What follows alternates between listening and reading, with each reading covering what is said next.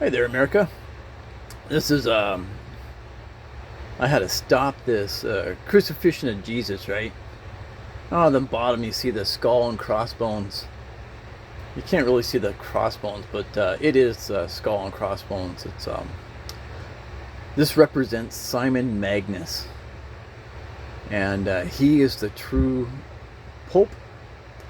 Simon Magnus was John the Baptist's most favored pupil, and it was Simon Magnus who was supposed to preach the word to the Gentiles, and that got disrupted.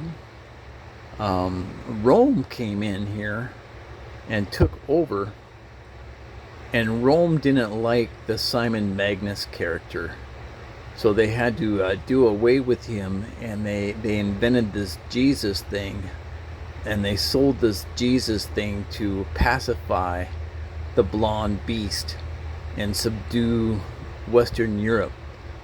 Rome had a really hard time combating Germanic tribes because the Germans were so strong and masculine, and it scared the fuck out of the Romans. Rome weren't real Europeans. They came from Troy. After Troy fell, there was a German, or not a German, but there was a Trojan general, and he escaped and sailed away to Italy, where he was partying with the Etruscan king, and that king liked to drink a lot, and so the Trojan general got him drunk and fought him to the death, one-on-one, and that's how the Trojans took over Italy. They killed a drunken king and took his land. But that's a different story. But the Romans aren't real Europeans. They came from Troy. They're Phoenicians. Oh, wow, yeah. But they're Middle Eastern Canaanites and Judified Canaanites, and everybody hates them. Everybody hates them. But that's that.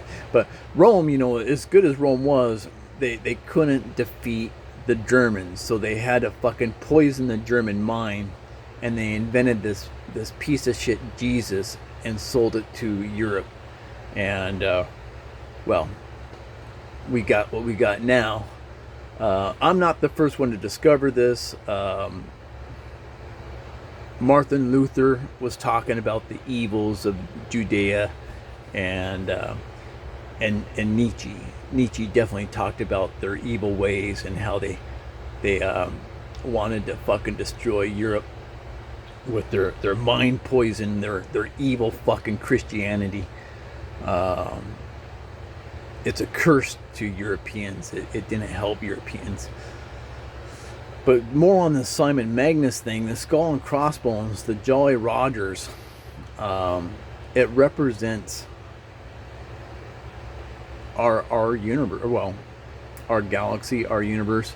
We live in a meat grinder, and the skull and crossbones represent the black hole, and we're all going to be consumed and spit out and recycled over and over and over again. And time loops, and the way time loops is through destruction and rebirth. And well, I could just go on and on and on about it, but Jason Giorgiani, he talks a lot about it. Matter of fact, I learned that from Jason Giorgiani, but I was always interested in Simon Magnus because my wife is Ukrainian, and I've been to Ukraine and Moscow, or Russia and Moscow and Kiev a lot, and I go and I look at their cathedrals and their description of the crucifixion, and they always have the skull and crossbones at the feet of Jesus. So coming home to America, I had to do research on that, and that's where I learned that the skull and crossbones is Simon Magnus. But before that, Well, I don't know if it was before that or not, because right around that time, Rome was combating the Persians, and the Persians were working with the Phoenicians, with the sailing fleet, the pirate fleets.